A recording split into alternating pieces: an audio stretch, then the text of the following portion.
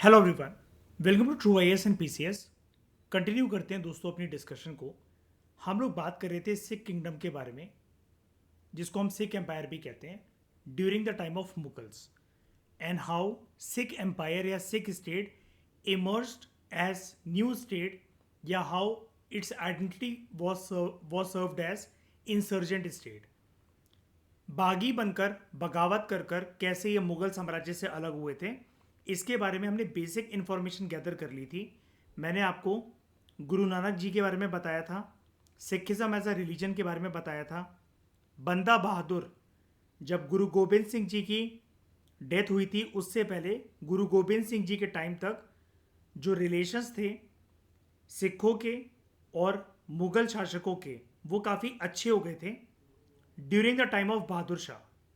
But Guru Gobind Singh ji की death के बाद इट वॉज बंदा बहादुर जिसके टाइम पर रिश्ते खराब हुए थे, और फारूक सियार वो एक मुगल शासक था जिसके कार्यकाल में हमें ये देखने को मिलता है बंदा बहादुर को हराया गया युद्ध के अंदर, और उसको मौत मौत के घाट उतारा गया क्योंकि वो दखल अंदाजी पैदा कर रहा था मुगल एडमिनिस्ट्रेशन में। मुगल एडमिनिस्ट्रेशन को स्मूथली चलना था, उनके पास प्रॉब्लम्स ऑलरेडी बहुत सारी थी अवेलेबल उनके दरवाजे पे जो खड़ी हुई थी, because it was the time period of later Mughals, जो कि इतने एफिशिएंट नहीं थे, इतने इफेक्टिव नहीं थे अपने रूल को लेकर, या फिर उनकी इतनी अथॉरिटी बची नहीं थी जो कि औरंगजेब के टाइम तक थी। ये सारी बातें हमने डिस्कस कर ली थी।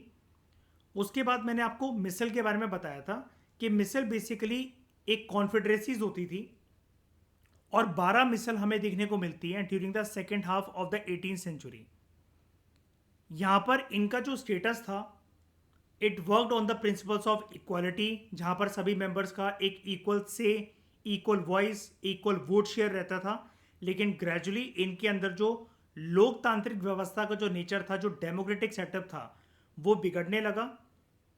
एंड इट वॉज महाराजा रंजीत सिंह जिन्होंने मिसल के पूरे सेटअप को, इन कॉन्फेडरेसीज को, ताकि सिख स्टेट के अंदर जो कुछ लोग वर्चस्वधारी बनने की कोशिश कर रहे हैं, पावरफुल बनने की कोशिश कर रहे हैं, they wanted to hold the power, या फिर बिकम इंडिपेंडेंट, या फिर अपने मिसल के डोमिनेंस को जो वो बढ़ाना चाह रहे थे, लाइक फ्यूडल चीफ्स एंड जमींदार जो आगे चलकर उसको डोमिनेट करने लगे थे, उनको रोकने की कोशिश करी, संभालने की कोशिश करी। उनको ये समझाया गया था कि हमारे टूटने, हमारे बिखरने का मतलब ये है कि साफ तरीके से सिर्फ एक ही पावर को उसका फायदा मिलेगा, and that will be Mughal empire. तो यहां तक हम लोगों ने प्रीवियस लेक्चर में अपनी डिस्कशन कर ली थी। अब हम आगे बात करते हैं। आज के लेक्चर में दोस्तों हम बात करेंगे महाराजा रंजीत सिंह जी के बारे में। ठीक है, महाराजा रंजीत सिंह काफ़ी ज़्यादा केपेबल और एबल कमांडर थे, या फिर आप इनको बेसिकली एक पर्सन के तौर पर अभी समझ जाओ। महाराजा रंजीत सिंह की पर्सनैलिटी ऐसी थी डैट इनके टाइम पर जो सिख साम्राज्य जो था, वो आसमान की बुलंदियों को कैसे छूता है in terms of military power, in terms of military strength, in terms of military skills. ये चीज़ आपको देखने को मिलेगी आज के लेक्चर में। महाराजा रंजीत सिंह के थोड़े से बैकग्राउंड की दोस्तों अगर हम बात करें, तो ये बेटे थे, इनके पिताजी का नाम था सरदार महान सिंह, या सरदार महन सिंह भी आप इनको कह सकते हो, प्रोनाउंसिएशन डजेंट मैटर, जैसे मर्जी प्रोनाउंस करो। तो ये सरदार महन सिंह जी के बेटे थे। और सरदार महन सिंह जी, जो ये अलग अलग मिसल है ना, मिसल का मतलब भूलना मत, ये बेसिकली एक तरीके से आप इनको अलग अलग प्रोविंसेस छोटी छोटी, या फिर जो क्रिस्टल क्लियर जो वर्ड होता है, डैट इज कॉन्फेडरेसीज के कॉन्टेक्स्ट में आप इनको जान सकते हो, समझ सकते हो। जिस तरीके से हमने मराठा साम्राज्यों की बात करी थी कि वो 4 कॉन्फेडरेसीज के अंदर ऑर्गेनाइज होते थे, मिसल की अगर हम बात करें तो 18वीं शताब्दी तक, या precisely during the second half of the 18th century तक, देयर वर 12 मिसल्स। ये पहले ज़्यादा होती थी, बाद में the number was reduce to 12। तो ये जो सरदार महन सिंह जो थे, जो पिताजी थे महाराजा रंजीत सिंह के, वो शुगर चाकिया मिसल से बिलोंग करते थे। रंजीत सिंह जो थे वो सिर्फ 10 वर्ष के थे, उनकी उम्र सिर्फ 10 ईयर्स की थी जब इनके फादर सरदार महन सिंह जी का देहांत होता है। कब होता है? 1790 के अंदर। और ये फिर चीफ बन गए। किसके चीफ बन गए? शुगर चाकिया मिसल के चीफ बन गए। उस टाइम तक बेसिकली जो इनके पिताजी थे सरदार महन सिंह, वो कोशिश कर रहे थे, वो ये देख रहे थे कि सिख स्टेट के अंदर भी, सिख एम्पायर के अंदर भी कुछ प्रॉब्लम्स हैं कि कुछ लोग जो हैं वो अपना जो गोल है उसको भूलते चले जा रहे हैं। और गोल क्या था कि हमें कैसे भी करके जो मुग़ल फोर्सेस हैं, जो मुग़ल एम्पायर है, उसको हावी नहीं होने देना है। और ये दिक्कतें किसकी वजह से हमें देखने को मिलती हैं? जो पावरफुल फ्यूडल चीफ जो थे और जो ज़मींदार जो थे वो डोमिनेट करने लग गए थे अलग अलग मिसल की अथॉरिटीज़ को, अपने अपने मिसल्स के बेसिकली पावर सेटअप को मिस यूटिलाइज करने लगे थे, मिसयूज़ करने लगे थे। और मिसल का जो ओरिजिनल नेचर था वो था कि ये डेमोक्रेटिक सेटअप के साथ काम करते थे और मिलिट्री ब्रदरहुड के साथ ये काम करेंगे। मिलिट्री ब्रदरहुड का बेसिकली मतलब ये है, जैसे कि आप इंटरनेशनल रिलेशंस के अंदर दोस्तों पढ़ते हो, आपने एक चीज़ सुनी होगी क्लास 12th की पॉलिटिकल साइंस की एनसीईआरटी के अंदर, जब हम लोगों ने ये इस चीज़ को कवर करा था, नेटो को, North Atlantic Treaty Organisation. NATO का जो गोल है ना, जो इसका एम है, या फिर नेटो के जो चार्टर में एक साफ तरीके से जो बात लिखी हुई है, आप जो बात मैं आपको बताने जा रहा हूँ नेटो के जो चार्टर में लिखी हुई है, आप बिल्कुल इसको exactly word to word relate कर सकते हो with this military brotherhood of misl. NATO का चार्टर ये कहता है, attack on any one country, attack on any one country would be regarded as an attack against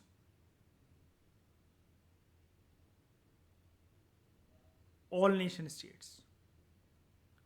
ये जो चार्टर के अंदर, नेटो के चार्टर के अंदर, नॉर्थ एटलांटिक ट्रीटी ऑर्गेनाइजेशन, जो कि यूरोपियन कंट्रीज और अमेरिका का एक कोलिजन है, ये बना था 1949 के अंदर।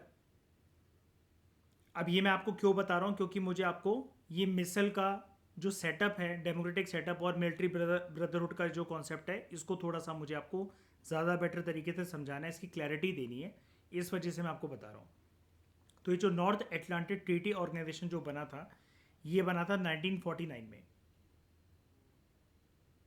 ताकि कोल्ड वॉर के टाइम पर अमेरिका जो है वो अपने सुपर पावर के स्टेटस को कायम करके रख सके और आगे जाकर जिस यूनिपोलर वर्ल्ड का सपना अमेरिका देखता था उसको साझा कर सके। दुश्मनी और लड़ाई उसकी किससे थी? यूएसएसआर और उसके एलीज से, जिसको हम आज के टाइम में यूएसएसआर को रशिया के नाम से जानते हैं। तो उन्होंने अपने चार्टर में, अपने कॉन्स्टिट्यूशन में, नेटो के कॉन्स्टिट्यूशन में साफ तरीके से एक बात कह दी थी कि अगर हमारे में से किसी भी एक मेंबर स्टेट के ऊपर अगर अटैक होता है तो हमारा ग्रुप ये मानकर बैठ जाएगा कि आपने हम सब पर अटैक कर रखा है। सिमिलरली आप इस कॉन्सेप्ट को बिल्कुल हूबहू यहाँ पर अप्लाई कर सकते हो इस कॉन्सेप्ट को समझने के लिए, डैट इज मिलिट्री ब्रदरहुड, कि अगर किसी एक मिसल के ऊपर अगर अटैक होता है तो वो सबके ऊपर अटैक माना जाएगा। शुरू में तो ये मिलिट्री ब्रदरहुड की जो फीलिंग थी ये बरकरार रही और इसने काफ़ी सारे फ्रूट्स भी दिए इन टर्म्स ऑफ, जब दुश्मनों को ये लगता था कि सिख स्टेट की, सिख एम्पायर की यूनिटी बहुत ज़्यादा है, लेकिन आगे चलकर जब कुछ लोगों के अंदर पावर की भूख जब उमड़ने लगी, लाइक फ्यूडल चीफ्स एंड जमींदार, तब ये जो मिलिट्री ब्रदरहुड और डेमोक्रेटिक सेटअप, कि आप इक्वालिटी के प्रिंसिपल पर वोट करना, सबकी इक्वल वॉइस होना, ये धीरे धीरे कर ये सेटअप जो है ये बिगड़ने लगा। ठीक है, जिसको संभालने की भरपूर तरीके से अपने पूरे जद्दोजहद करते हुए कोशिश करेंगे महाराजा रंजीत सिंह। तो ड्यूरिंग दैट टाइम जब महाराजा रंजीत सिंह सिर्फ 10 साल के थे, उनके पिताजी का, जो कि शुकर चाकिया मिसल के चीफ थे, सरदार मान सिंह जी की डेथ हो गई 1790 के अंदर। तो फिर सब कुछ, सारी रिस्पॉन्सिबिलिटी महाराजा रंजीत सिंह जी के ऊपर आ गई। ठीक है, बिकॉज सरदार मान सिंह जी की लेगेसी जो है वो इनके बेटे महाराजा रंजीत सिंह ने ही फॉरवर्ड करी थी। उस समय पर क्या था, सिख कॉन्फेडरेसी जो थी, जो ये मिसल जो थे, वो आपस में लड़ रहे थे सुप्रीमेसी के लिए। जैसा कि मैंने आपको बताया, सत्ता के लालच के लिए, हंगर फॉर पावर के लिए। महाराजा रंजीत सिंह ने जो इंडिपेंडेंट सिख प्रिंसिपैलिटीज जो थी, जो बहुत अपने आप को कूल बनने की कोशिश कर रहे थे कि हम तो अलग हो ही जाएंगे, हमारी मिसल सबसे सुप्रीम है, हम अपनी कॉन्फेडरेसीज की पावर अपनी हद तक सीमित रखेंगे, हम कोई फॉलो नहीं करने वाले इस डेमोक्रेटिक सेटअप को या मिलिट्री ब्रदरहुड के फीलिंग को। तो महाराजा रंजीत सिंह ने ऐसे मिसल की और ऐसे बदतमीज जमींदार और जो फ्यूडल लॉर्ड जो थे उनके साथ लड़ाई कर कर उनको हराया। ठीक है, और उनकी पावर को कंट्रोल करने की कोशिश करी थी। ठीक है, कर्ब का मतलब होता है दोस्तों कंट्रोल करना। और उसके बाद वो पूरी की पूरी जो ये सिख प्रिंसिपैलिटीज़ जो थी, जो कि इंडिपेंडेंट बनने की कोशिश कर रही थी, इट वॉज महाराजा रंजीत सिंह जिन्होंने उन सारी मिसल को, और आप कह सकते हो कि सिख किंगडम के अलग अलग कॉन्फेडरेसीज को, प्रोविंसेस को, जो बगावत कर रहे जो लोग थे, उनको हराने के बाद एक सिंगल पॉलिटिकल अथॉरिटी के अंतर्गत उन सबको बांधने की कोशिश करी। क्योंकि महाराजा रंजीत सिंह ये अच्छी तरीके से जानते थे कि इनकी जो स्ट्रेंथ है, सरदार लोगों की जो स्ट्रेंथ है पंजाब की साइड से, सिख एम्पायर की जो स्ट्रेंथ है वो यूनिटी मिलाए करती है। अगर हम डिसयूनाइटेड रहेंगे उसका पूरा फ़ायदा उठाया जाएगा, हमें तोड़ने की कोशिश करी जाएगी, हमें निश्चित नाबूद करने की कोशिश करी जाएगी by Mughal forces and Mughal authorities. अब महाराजा रंजीत सिंह का जो कंट्रीब्यूशन है वो सिर्फ मिसल्स को यूनाइट करना, उनकी पावर को कंट्रोल करना, जो बागी हो रहे थे जो लोग, उनकी बगावत को रोकना, सिर्फ यहीं तक सीमित नहीं था। अगर हम कुछ महान चीज़ों की बात करें, कुछ महान कॉन्ट्रीब्यूशंस की बात करें, तो सबसे पहले उसके लिए हमें महाराजा रंजीत सिंह का कैरेक्टर जो है वो समझना पड़ेगा। सबसे पहले अगर हम इनकी पर्सनैलिटी और कैरेक्टर बिल्डिंग की बात करें, ये काफ़ी स्ट्रॉन्ग करेजियस सोल्जर माने जाते हैं। ये बहुत अच्छे एडमिनिस्ट्रेटर भी थे, and he was a skilful diplomat. Diplomacy के थ्रू भी बड़े सारे दुश्मनों का दिल जीतना, उनको मुगल साम्राज्य के खिलाफ एकत्रित करना, इकट्ठा करना, ये सब कुछ इनको आता था। ठीक है, उनकी साइकोलॉजी से खेलना जानते थे।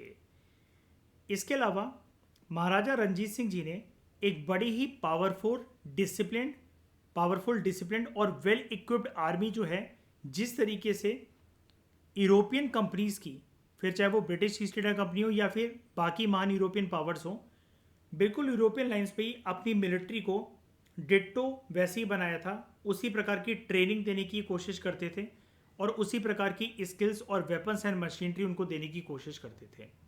और इसके लिए इन्होंने यूरोपियन इंस्ट्रक्टर्स की ही मदद ली थी।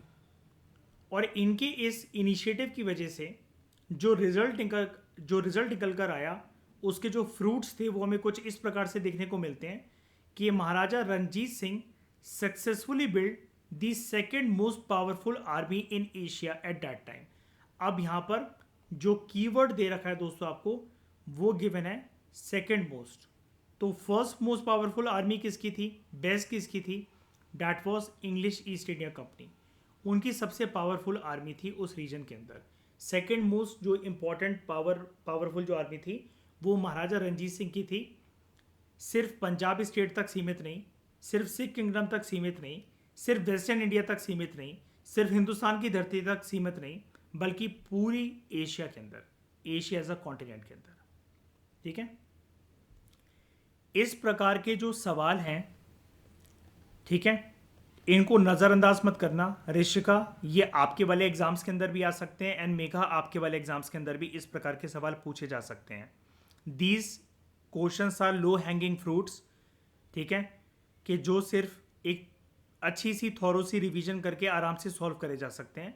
दूसरे लोगों का ऐसे क्वेश्चंस को सॉल्व करते हुए एज हो या ना हो, लेकिन आपका ये एज होना चाहिए कि आपसे इस प्रकार के क्वेश्चंस में गलती नहीं होनी चाहिए बिल्कुल भी, या फिर आपके मन से ये नहीं आना चाहिए यार मैंने कहीं पढ़ा तो था मुझे याद नहीं आ रहा, या फिर मैंने पढ़ा ही नहीं है इसको, इस चीज़ को। ठीक है, इसके बारे में याद रखना। रंजीत सिंह का अगर हम रिलीजियस टेम्परामेंट जानने की कोशिश करें, वो काफ़ी सेकुलर थे। ठीक है, in its attitude, in its temperament, in its psychology, and he supported both Hindus as well as Muslim spiritual leaders. लोग जो अलग अलग रिलीजियस कम्युनिटी से, रिलीजन से जो बिलोंग करते थे, इनके कार्यकाल के टाइम पर, महाराजा रंजीत सिंह के कार्यकाल के टाइम पर, दे हेल्ड हाई ऑफिसेस बिकॉज ये धर्म से ज़्यादा कर्म में विश्वास करते थे।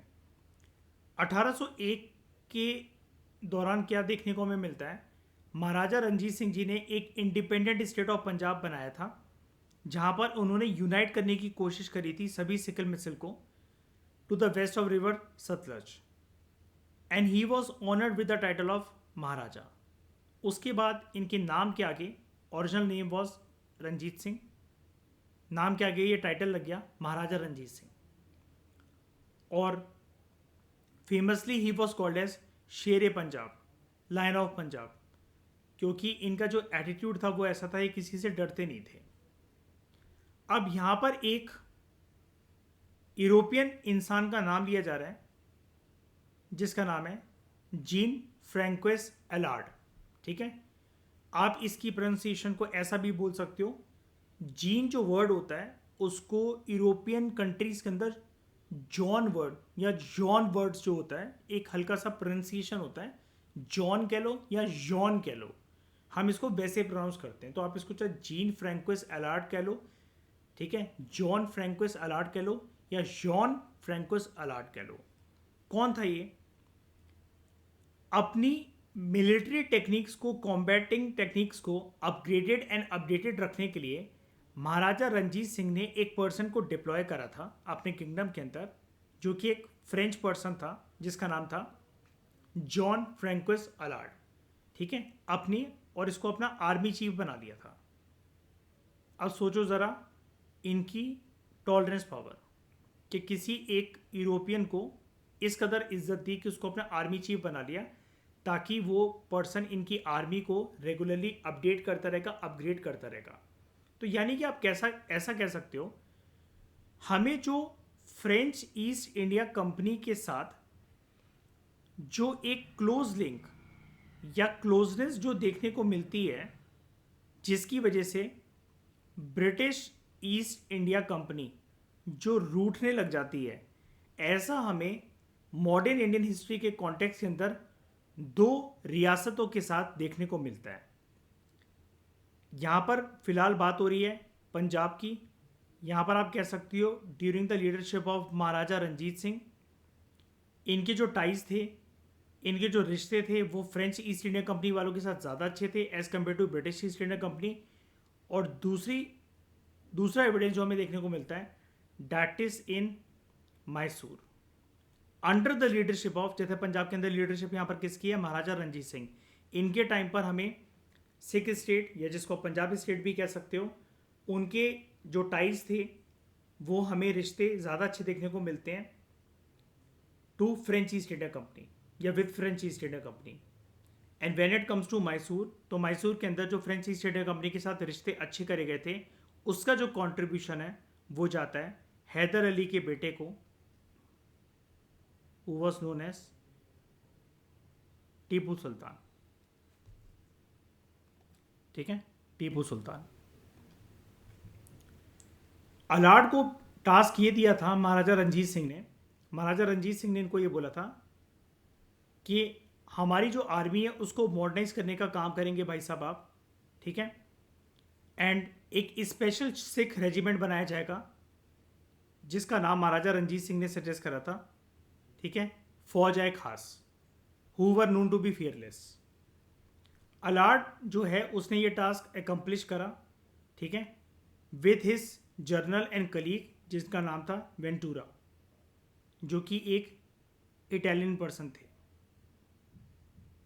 ठीक है, वेंटूरा के साथ मिलकर जॉन फ्रैंकोइस अलार्ड ने जैसा जैसा महाराजा रणजीत सिंह की एक्सपेक्टेशंस जो थी अपनी आर्मी को लेकर, उसको चाहे मॉडर्नाइज करने की बात हो, उसकी ट्रेनिंग की बात हो, उसकी कॉम्बैटिंग स्किल्स की बात हो, उसकी अपग्रेडेशन की बात हो, उसके बेसिकली हर एक चीज़ की बात हो, ताकि ये कल को इनके ऊपर कोई भी खतरा मंडराता है, ये अगर लड़ते हैं ब्रिटिश ईस्ट इंडिया कंपनी वालों से या मुगल साम्राज्य वालों से, तो इनके पास एक बहुत ही ज़्यादा एबल एंड स्किल्ड फोर्सेस होनी चाहिए। और जैसा कि हमने इस फैक्ट से भी जाना कि उस टाइम पर सेकंड मोस्ट पावरफुल आर्मी पूरे के पूरे एशिया के अंदर वो महाराजा रणजीत सिंह के कार्यकाल में हमें देखने को मिलती है। अब जब सब कुछ इतना अच्छा चल रहा था, तो सिख साम्राज्य के साथ क्या दिक्कत हुई? मराठा साम्राज्य के साथ तो हमने बहुत सारी चीज़ें जानी थी, that they got disturbed by the invasion of Ahmad Shah Abdali, ठीक है। और उसके बाद उनके अंदर ही उनकी कॉन्फेडरेसीज के अंदर भी बगावत होने लग गई थी, पावर टसल होने लगा था। वो सारी बातें हमने जान ली थी कि मराठा साम्राज्य जो था वो कैसे मुगल साम्राज्य को साइडलाइन करता हुआ, उसको रिप्लेस करता हुआ, फिर भी वो इंडिया के अंदर एक पैन इंडिया एम्पायर नहीं बना पाए, एक पैन इंडिया जो पावर का जो सेंटर है उसे इस्टेब्लिश नहीं कर सके। लेकिन what about this Sikh state? तो अगर हम बात करें rise and follow the Sikh state की, तो हमें जानने को मिलेगा after establishing his complete control over the affairs at home. और यहाँ पर कौन से होम की बात करी जा रही है? We are talking about Sikh state, the area around Punjab. Maharaja Ranjit Singh ने बहुत सारी एक्सपीडिशंस जो हैं वो लॉन्च करी अगेंस्ट वेरियस चीफ्स। और वो कोई दूर के लोग नहीं थे, वो सिख कॉन्फेडरेसीज के ही लोग थे जो कि बगावत करने पे उतर आए थे। महाराजा रणजीत सिंह ने उसको सबक सिखाने के लिए बहुत बार उनके खिलाफ बैटल्स और एक्सपीडिशंस लॉन्च करे। 1820 तक आते आते महाराजा रणजीत सिंह की छत्र छाया में इनकी आर्मी ने, इनकी फोर्सेस ने जो नेबरिंग प्रिंसिपैलिटीज़ जो थी उनको कॉन्कर कर लिया था। एंड ये पूरे के पूरे पंजाब के एक एकम्प्लिश रूलर के तौर पर इस्टेब्लिश हो चुके थे महाराजा रणजीत सिंह।